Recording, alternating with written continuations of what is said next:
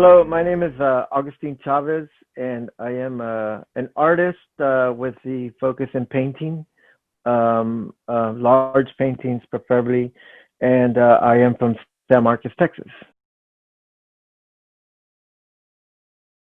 You know, in my art, I make work about undocumented workers that work here in the United States.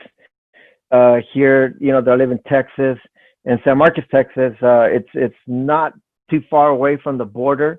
It's not a border town like the Valley or El Paso in that sense, but it is kind of close. I think we're maybe 6 hours away uh, uh, from our neighbors in Mexico. But I've always found it interesting or ironic how how these people do intense labor jobs and are left in the dark per se by our politicians and government and society itself.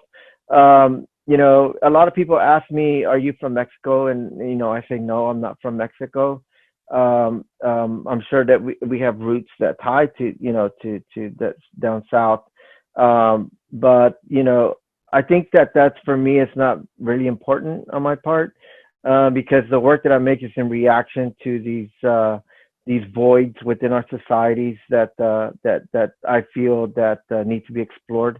Um, and so the one of the reason why I got into this subject matter for me is while I was in undergrad, I was going to school in Austin at a community college before I went on to the other universities, and I just remember turning on the radio and they had said on the news that two construction workers had died, fell off of the scaffold and like 9 feet high, 9 stories high, excuse me, and they died. And it it was shocking to me that they didn't say their names or anything, and the news just said that they were undocumented, but still that was just it, and it just went on to the next news, and I was like, well, who were they and stuff. So that kind of just gave me the idea of it.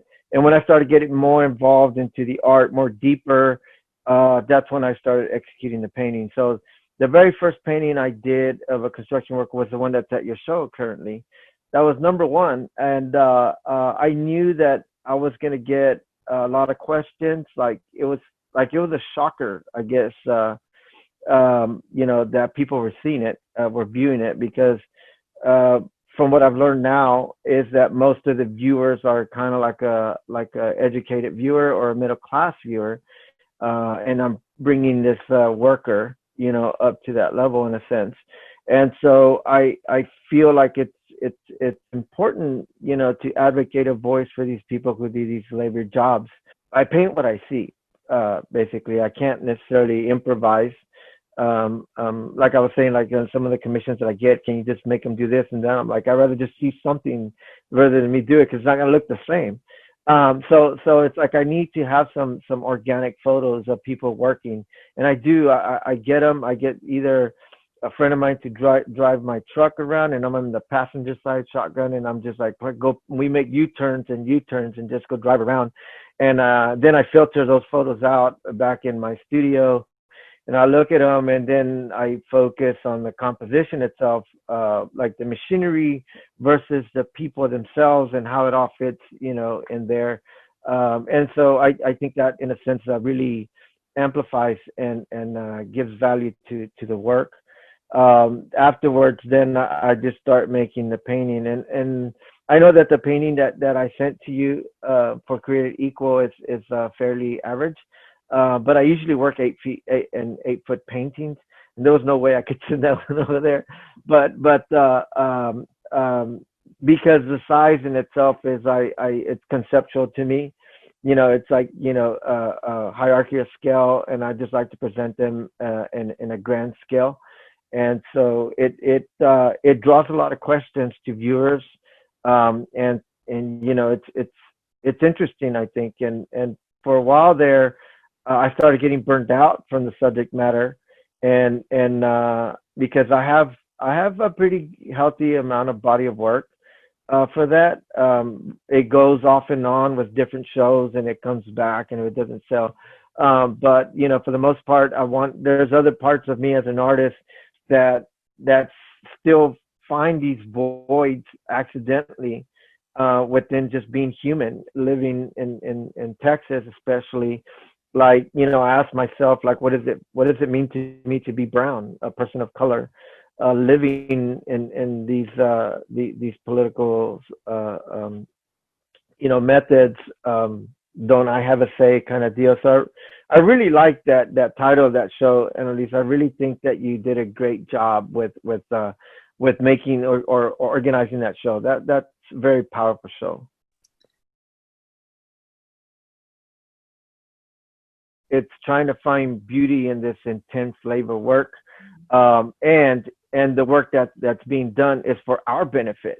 It's so that we can have the roads that we drive on, that we can have the structures that we live in, and we can have the growth that we need to thrive as a nation. But it can't be done. And we've seen it now, especially with COVID. You see all these crops pickers in California and in the valley here in Texas that are supplying our stores, so that we can continue eating, and they're not taking a break from COVID. But yet, we're just still trying to say, hey, you don't belong here. You don't belong here. When in fact, I feel like the takeaway could be, let's try to find a way to come together so that we can all prosper and benefit from the work and the structures being built, and our societies will keep growing. I even tried to do housekeepers, right? Because like my parents, both of them were custodians, and that's the way we were brought up. And so my mom, she like I said, we're not from Mexico, but I'm sure we got some ties there, some roots back that go back. But my mom did all that, did laundry and housekeeping in general, and my dad did too. As a matter of fact, right out of high school, that was my first job, was housekeeping, because that's all we ever knew, and so we did it. But exploring that part of my life, then I started making some new work with brooms and mops and just trying to see what the feedback was like that. And so I would ask like some housekeepers, can I make something about you? And they would shy away at the same time. They'll be like, no, no, no, like, no, no, no, no, no, this and this and this. And I'm trying to explain to them what it is, that it's not something that I'm trying to call you out. I'm just trying to elevate, the work that you do, because like, especially now again with COVID, a lot of these undocumented people kept the nation running. Recently, there's a little bitty town. Okay, there's a little town here in Texas that's about maybe 10 miles away from my location, and it's a very red town, right? It's a little tiny town, and they have a Confederate statue in the courthouse.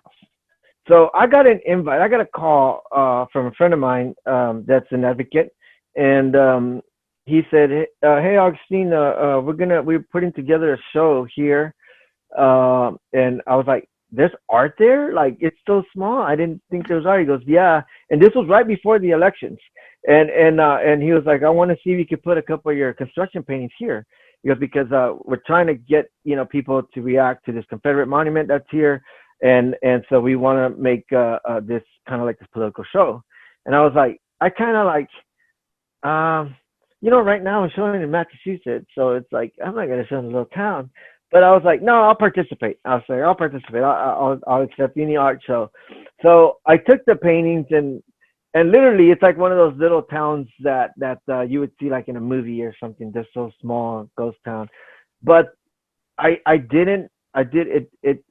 I finally realized it to after the fact of the opening, that show was one of the most impactful charged political shows that I have ever seen, as a compared to a big city, because that show was right in the heart of a red little town. Mhm. And just to have that kind of work there, you know, it really now I'm not suggesting that people get upset, but it really questions people's beliefs. That's the main point right there. And so I was just standing back, and I had made this painting of Donald Trump signing executive orders and in front of the Oval Office windows, and behind the windows there's construction workers working. And so he's there, and I called it executive orders, and he's signing, but behind it there's workers, and it's like we're just still doing our thing, while that's going on, we're still here. And so people were actually like peeking through the windows. They weren't going in, but Mhm. they would see it, and they were just like they were like staring at it. And I told that guy, I say, I'm not gonna be surprised if you find a rock through that window, because it was just like doing that. But it was a great night for the opening. I mean, it was one of the best nights that we had. It was so small, but it was perfect. And it was more like a site specific show, because it was just in that little place. And Mhm. so I'm hoping that people can question, you know, what they feel strong about policies and policy change, and maybe immigration reform, or come up with a solution that we can all benefit from, from the reaction and the outcome of my work. I've been doing commissions, but it's taken me away from this thesis work. But I just started a new series on yesterday, as a matter of fact. So I have this idea of making. Um, I don't know. You're familiar with Delftware, right? The blueware, the porcelain with the stuff. Well, I did a whole semester studying Delftware, and so I had to learn the whole process. And something that really stuck out to me there is that the Delftware that was made. Well, first of all, they were trying. The Netherlands were trying to make copies of Chinaware, but it was really expensive, so they were making their own, which they called Delftware.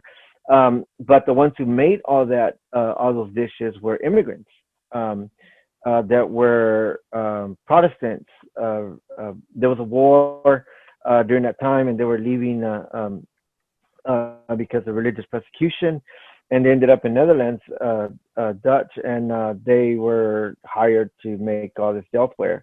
And so I like that concept, and so I want to make these. I'm making these concrete plates, and so I'm exchanging the porcelain to concrete, and then I'm thinking, I'm not exactly sure what imagery is going to say, maybe some text, but I wanted to have something that speaks in the lines of these undocumented workers, because like I just thought that, it's interesting to me how like food gets on the table, or even like a middle class, or even higher class, and where does it come from? It's got to come from somewhere. So like there was a section and during that class that everything has been touched by somebody, and has some kind of ties to something, like this bottled water, the many hands that it traveled to get it to me. And so I see that with also with vegetables and fruits and whatnot. And so I got all these ideas that I'm playing with to explore, keep exploring this idea of the undocumented people that are working here, aside sculpture objects, or the ready-made, in a sense that I can incorporate that. If I make that plate, then I can put maybe the color blue, so that I can tie it to the Delftware and somebody can recognize it. But the imagery will be maybe like um, silhouettes.